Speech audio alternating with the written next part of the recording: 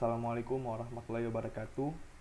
Di video kali ini saya akan menjelaskan tentang project UAS Big Data yang telah saya lakukan. Namun sebelum itu saya akan memperkenalkan diri terlebih dahulu. Perkenalkan, nama saya Furkan Agi Fadi Julfa dengan NIM 210810701053. Oke, langsung masuk saja. Saya akan menjelaskan tentang beberapa proses yang telah saya lakukan. Yang pertama yaitu saya melakukan crawling, scraping, dan pre-processing data. Nah, di sini yang pertama saya akan menjelaskan tentang kode yang ada di sebelah kiri ini. Pada kode ini saya gunakan untuk mengambil daftar URL yang terdapat di masing-masing halaman yang ada di website ini. Nah, di sini saya menggunakan link portal berita yang saya gunakan untuk saya crawling yaitu portal berita JPNN. Jadi saya melakukan crawling selama setengah tahun dari tanggal 1 bulan 1 sampai dari tanggal 1 bulan 1 2023 sampai dengan tanggal 30 bulan 6 tahun 2023. Jadi di sini saya langsung mengambil di masing-masing hari-hari tersebut saya mengambil URL yang terdapat dalam halaman tersebut. Kemudian setelah saya lakukan looping untuk masing-masing hari, setelah saya dapatkan link URL-nya, maka saya menyimpannya di dalam sebuah file dengan nama links.txt. Nah, jika proses ini telah selesai, maka saya memprintkan sebuah pesan scraping telah selesai, hasil disimpan dalam file links.txt. Nah, kemudian di sini link ini saya gunakan untuk mengambil, jadi dari masing-masing link URL yang telah saya dapatkan tadi itu, saya lakukan scraping untuk mengambil konten-konten yang ingin saya ambil saja, seperti judul berita dan isi berita. Jadi di sini function ini saya gunakan untuk melakukan scraping, dan hasil dari scraping tersebut saya dapatkan untuk saya gunakan selanjutnya.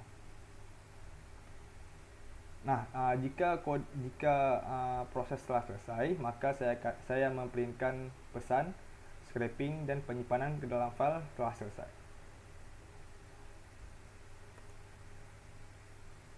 Oke, kemudian di sini saya akan menjelaskan yang pertama, kode sebelah kiri atas ini.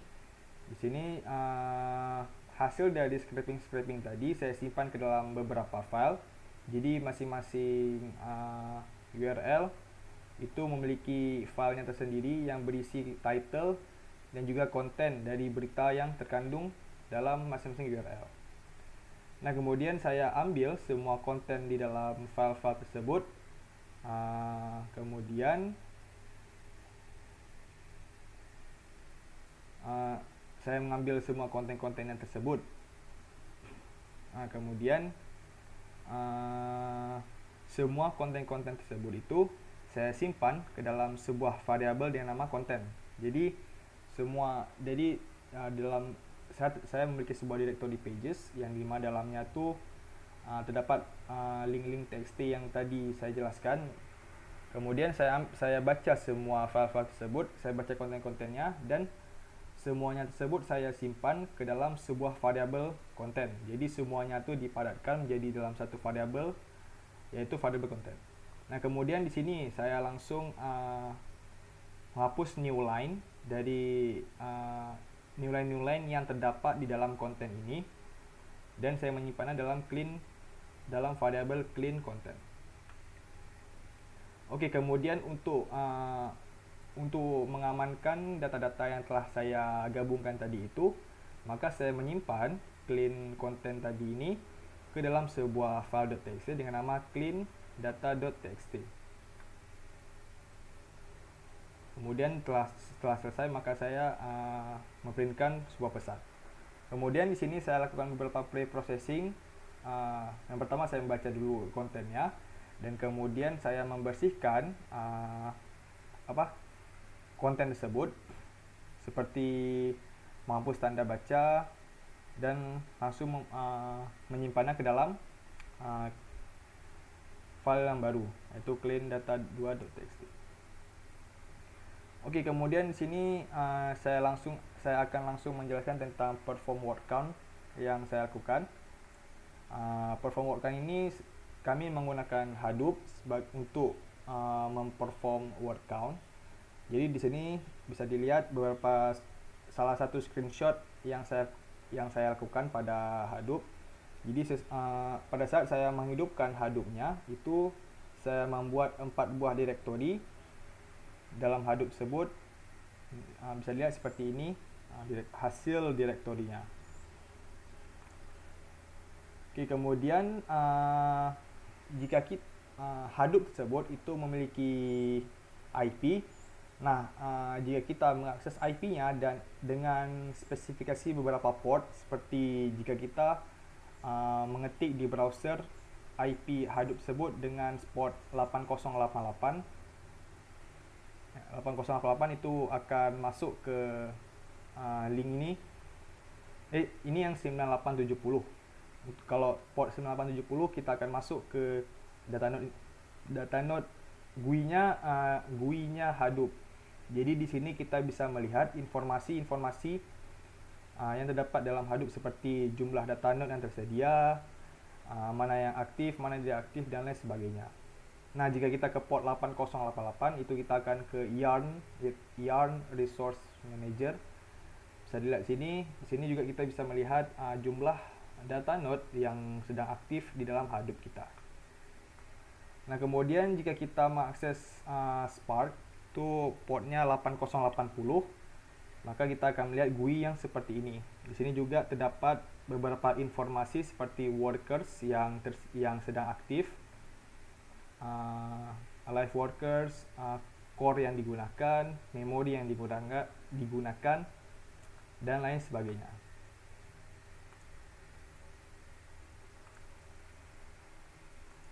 Kemudian di sini screenshot command line interface dari masing-masing ini. Bisa dilihat di sini, ini merupakan Spark Shell. Kemudian di bawahnya itu command line untuk Hive. Jika kita mengaktifkan Hive, maka kita akan masuk ke command line interface-nya Hive. Dan kemudian di sini ini merupakan command line Hadoop itu sendiri. Jadi ini command line Hadoop itu sendiri. Nah, di sini saya langsung akan menjelaskan tentang hasil waktu yang saya peroleh setelah saya melakukan word count. Jadi yang pertama, saya melakukan word count dengan menggunakan paradigma map and reduce. Jadi bisa dilihat hasil yang didapatkan. Oke, di sini saya membandingkan antara data. Saya membandingkan hasil word count kepada data yang saya dapatkan tadi dengan data Twitter yang saya dapatkan di Kaggle. Jadi bisa dilihat sini terdapat perbedaan waktu, yaitu untuk crawling untuk word count yang saya lakukan pada data website saya itu lebih cepat dibandingkan dengan data Twitter yang saya dapatkan di Kaggle. Jadi jadi selisih waktunya itu kurang lebih 2 detik. Nah, kemudian di sini saya melakukan word count dengan menggunakan Spark. Jadi yang sebelumnya itu menggunakan map and reduce, di sini saya menggunakan Spark. Nah, bisa dilihat di sini terdapat perbedaan waktu juga, yang dimana dimana waktu word count untuk dataset website itu lebih cepat kurang lebih 1 detik dibandingkan dengan dataset Twitter.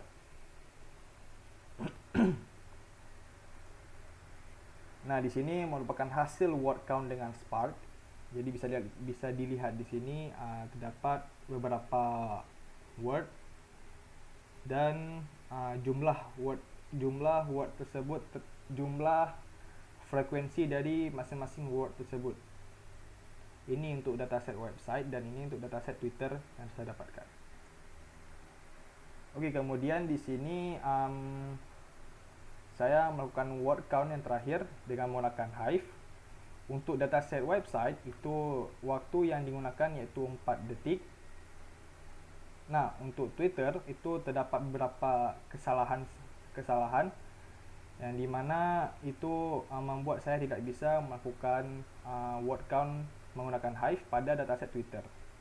Jadi pada halaman selanjutnya ini saya hanya memaparkan hasil pada dataset website, yang dimana pada dataset website inilah yang berhasil untuk dilakukan word count dengan Hive. Sedangkan untuk dataset Twitter itu dikarenakan terdapat beberapa kesalahan, terdapat beberapa error yang beberapa error, maka saya tidak mendapatkan waktu word count pada dataset Twitter. Oke, itu saja penjelasan singkat dari apa yang telah saya lakukan pada projek UAS Big Data ini. Lebih dan kurang saya mohon maaf. Wabillahi taufik wal hidayah. Assalamualaikum warahmatullahi wabarakatuh.